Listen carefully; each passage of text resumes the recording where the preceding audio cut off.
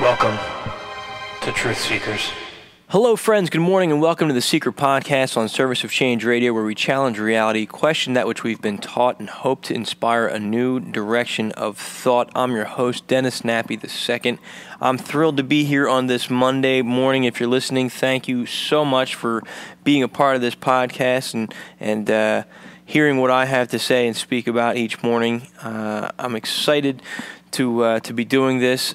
You know, today I had a pretty relaxing weekend. I didn't really touch the computer all weekend long, but I did have an opportunity to view the new documentary, The Nightmare. Have any of you seen it? I'd love to hear your thoughts and feedback on it. It's a new 2015 horror/documentary by director Rodney Asher. And this movie really hit close to home. If you've been listening to the Seiker Podcast, this is exactly what I have been talking about and trying to promote and spread awareness regarding this phenomenon. I'm going to talk about that today, and I hope to hear back from you to hear what maybe what experiences you've had or what thoughts you have on this documentary. But I think the Google write-up talks about it. This is a documentary horror film exploring the phenomenon of sleep paralysis through the eyes of 8 very different people. These people often find themselves trapped between the sleeping and waking worlds, totally unable to move, but aware of their surroundings while being subject to frequently disturbing sights and sounds. A strange element to these visions is that despite the fact that they know nothing of one another, many see similar ghostly shadow men. This is one of many reasons many people insist this is more than just a sleep disorder. This documentary digs deep into not only the particulars of these 8 people's uncanny experiences, but it also experiences their search to understand what they've gone through and how it's changed their lives. Well, I can certainly relate. This to me is more than just a sleep disorder, mainly because there are so many common experiences, things that some of us, myself included for the longest time, now I'm public about it, but I never spoke to anybody about, at least not publicly. Maybe in a few private circles I'd speak to somebody about it once or twice, or to family members. And then you come across somebody else through the internet whom you've never met, or you see a movie like this and they're telling your story. And that is what makes you think there's something more going on here. And maybe it is some type of sleep disorder, but the fact that we have these commonalities, it is something to be noted, something to be further investigated. I think that there's, my opinions, if you've read my book, I Am Human, there's more going on here. I believe that there is a consciousness and intelligence out there that is terrorizing people while they're sleeping.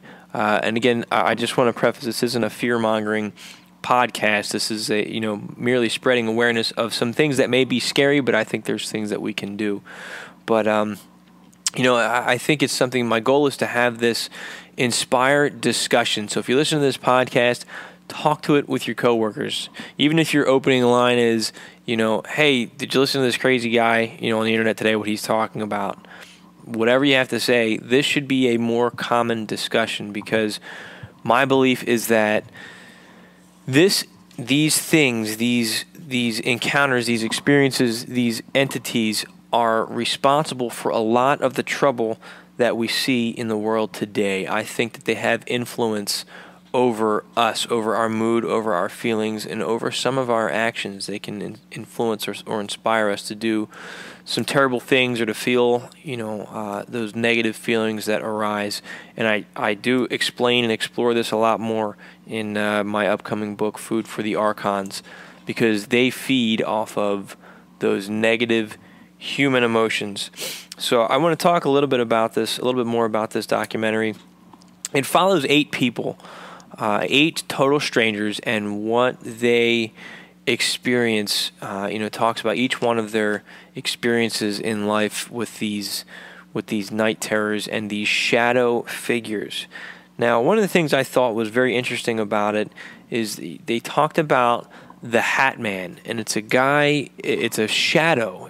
Picture a 3D shadow just walking around, and he's wearing like a round top hat. I'll describe it as a Freddy Krueger hat. And what really just freaked me out last night or the other night when I saw this, I don't want to say freaked out, but just gave me an aha moment, was when they compared this to the movie Nightmare on Elm Street. And I come to find out that movie is based on these types of experiences. People having these night terrors. They just horrored it up a little bit more. But the purpose of Freddy Krueger was he was the Hat Man, except he wasn't in shadow form. But then he would terrorize people at night. And when was it? When they'd go to sleep. And there were many times in these movies, in the Nightmare on Elm Street, series, they were unable to tell if they were awake or asleep because there was no difference. And what happened when they were sleeping affected them when they were awake. And in the end, it ultimately killed a bunch of these people too. So this phenomenon is it's an old happening. It's an old occurrence for people. And, it dates back, and you start seeing some of these pictures of the old Incubus or the succubus. And it's these little goblins or demons that would come, sit on the chest of, in these pictures, it's women in the night. And what really got me, I think the Incubus attacked the women and the succubus attacked the men. But what really, I literally paused the movie and screamed, not in fear, just kind of like an aha moment, they were filtering through a bunch of these images that people have drawn over the years. And I don't want to say what it is which image it was, because I'm going to describe it more in my book, but I had an encounter with a being that, through that encounter, gave me the understanding of they're taking energy from us. They're harvesting energy, and they do it by making us afraid.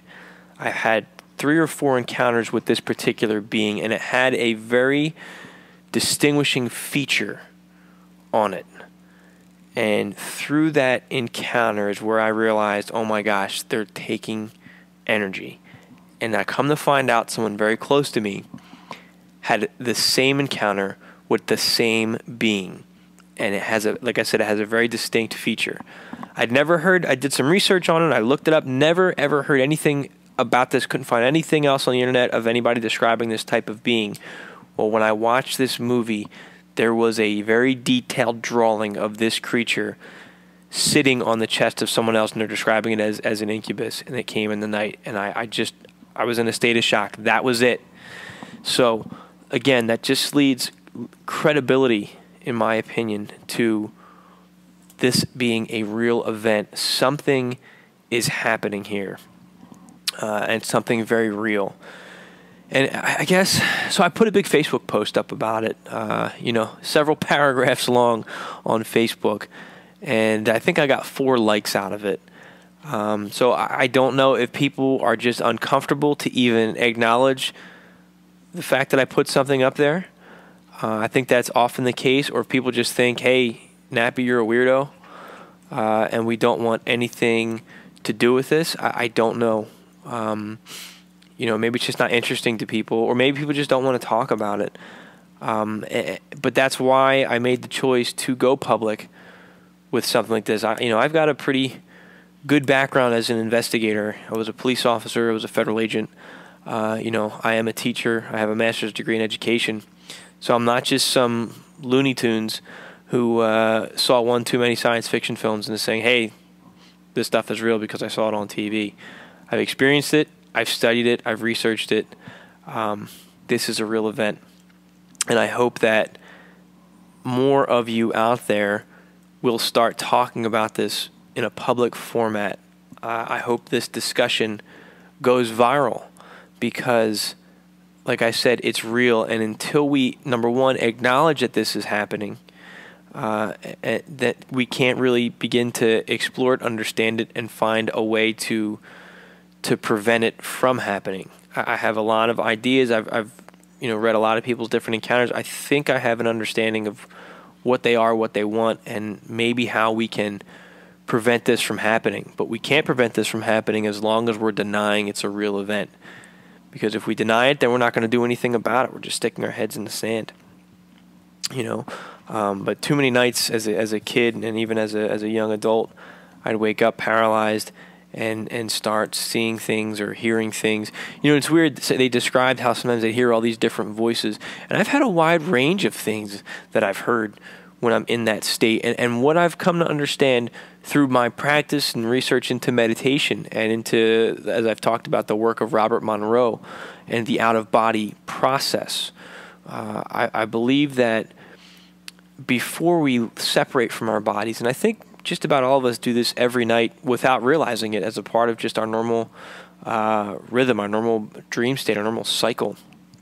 But I think that as we separate our body, when we're conscious of this process, when we're awake, when our minds are awake and our body is starting to fall asleep, the body does naturally become paralyzed because we're no longer within our physical bodies as we're starting to separate. So I think that part of this is a natural phenomenon. And as that happens, many people who don't report these night terrors, who don't report these shadow creatures, who just report that they travel astrally or they leave their bodies, they report hearing these strange sounds around them, this whooshing sound or this vibration sound. It's super intense. And they report a vibration or an electrical sensation that's running throughout their bodies. Now, I've experienced this as both a night terror, and I have experienced it through meditation. And they're one and the same. Now, when you don't know what's going on and you start feeling this, it's a terrifying feeling. So I think that this is a natural process, and as we're separating, our reality and our focus is shifting slightly to a different realm, a different dimension, maybe just a different frequency or vibration. And I think whatever we're doing, we're either going to or traveling through a level that these beings exist in. And I think that, again, with that understanding, we can either travel completely through that realm. I think we're getting trapped at wherever they are. Or we can find a way to bypass it and take control of it because we're getting stuck at that stage of I'm not quite out of my body yet, and I'm stuck here, unable to move, and then the fear kicks in. And I think these beings are inducing that level of fear. I think they're able to manipulate us to some extent, and it may be as simple as just a frequency being played or hummed around us. That keeps us in that state. So if we can find ways, even it may be a matter of playing certain tones. I know there's some research out there I've heard, but I don't have enough information on it. That may make all the difference in the world to prevent these beings from encountering us and attacking us. So, but again, this is a real event. These sensations are real, and like I said, I've heard different things as I'm separating, and it's weird. I've been laying in bed at times, and I felt like I've been sleeping in a room full of crowded people having a party and laughing, where they all sound happy.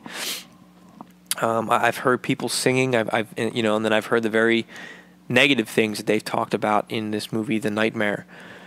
But at the end of the day, I think this is a natural phenomenon, and I think that there is, if this is happening to you, I think that there's something you can do about it to prevent it. And I think that practicing meditation is key. I think that, look into the research of Robert Monroe and the Monroe Institute and see what it is they've done, and maybe even sign up for a Gateway Journeys program where that I think will give you a little bit more control. And I haven't been through the program yet, but it is something that's been on my to-do list for quite some time. But I think there's hope out there beyond just the internet searches where people talk about the horrible things that are happening. I think that's healthy. I think that's good. And I encourage you, I'd love to hear from you. Please reach out, to me through serviceofchange.com. At the bottom, you'll find my email address. Let me know if this is an experience you've had and what you've tried and what's worked, what hasn't worked. I think that, again, these conversations need to be had. If you're not comfortable having it publicly, then let's have one privately. We need to stick together.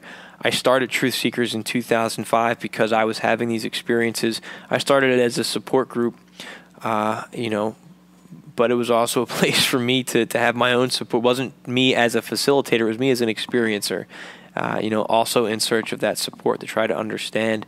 And these encounters in a lot of ways mirror, and I think in the majority of the cases are one and the same with what people report as an alien abduction. I think the term alien is just what's common today, but I don't know that these things are necessarily alien in nature. But people do report seeing these beings that they call the Greys with the big eyes, and there's reports of these beings going back, a very, very long time. So I think that there's more to what they are and what's happening than we currently realize and understand. And in a lot of ways, I think that and I'm not trying to discredit the experience, but I think the interpretation of the experience a lot of times is not accurate. And what really concerns me is that the big push in the media and how it's kind of become a little bit more common to study aliens now, and the big focus, when Ancient Aliens came out, I think it's a great series, great documentary, great discussions, and I'm glad those conversations are being brought up. But what concerns me most, and this is just my counterintelligence brain, but what concerns me the most about that series is the fact that it's such a public series on a mainstream TV station, Ancient Aliens. Why, after all these years of us waiting to have that level of, documentation and TV and exploration? I mean, yeah, we've had the occasional Ancient Prophecies show that catches your attention, but I just didn't understand why it was allowed to become so popular, with the push of aliens, are our gods. Why? I think that, I'm not saying there's no truth in it. I think it's a distraction. I think it distracts us from it's not talking about the consciousness piece to it, the altered states. And I think that's a great way to deceive people or to mislead people. Worth exploring, definitely important, but I think that they're only going so far or not going far enough. And there's more to it. And this sleep paralysis, these night terrors, the things they talk about in the nightmare, I think that's where we're going to find the answers that we're looking for by exploring that issue and that situation. So again, I challenge you to have these public discussions, and if you haven't done so already, please read my book for free, I Am Human and We Are Not Who We Think We Are. You can get it at serviceofchange.com/I Am Human, and that's book 1 for my next book that I'm currently working on, Food for the Archons, where I explain, not only my journey, but the research of other experiencers and people who have been on a similar path, to help spread awareness about this. I hope, like I said, this becomes a common discussion, because those of you who followed my work through what I do at Service of Change, small changes among the masses have a massive impact around the world. We're trying to make that difference, but I really think that a lot of the chaos that just doesn't make sense is coming from these creatures and these beings and these experiences. So I hope that you'll join me on these journeys that we take, trying to explore this and trying to understand what it is. But again, I think that we have some answers in front of us. I think that this sleep paralysis is a common phenomenon as we're getting ready to separate from our bodies, but we're getting stuck, whether it's being stuck by these beings or we just can't figure out a way to get past it. I believe that with training and practice, we can find a way to move past that experience. And the research, again, through the Monroe Institute, I think is a big step in the right direction. So I'm going to go ahead and end this this podcast here. So thank you so much for listening. Please support Service of Change. Listen to Service of Change Radio at serviceofchange.com/listen. If you have a mobile device, go to serviceofchange.com, click the banner at the top, and get the mobile app. It's free. Please support us through the bookstore, servicechange.com/bookstore. That's a great way to help keep this operation up and running. And again, read I Am Human free of charge, serviceofchange.com/I Am Human. I'm Dennis Nappy II on the Seiker Podcast, reminding you to keep an open mind, challenge your own beliefs, and question everything. Thank you.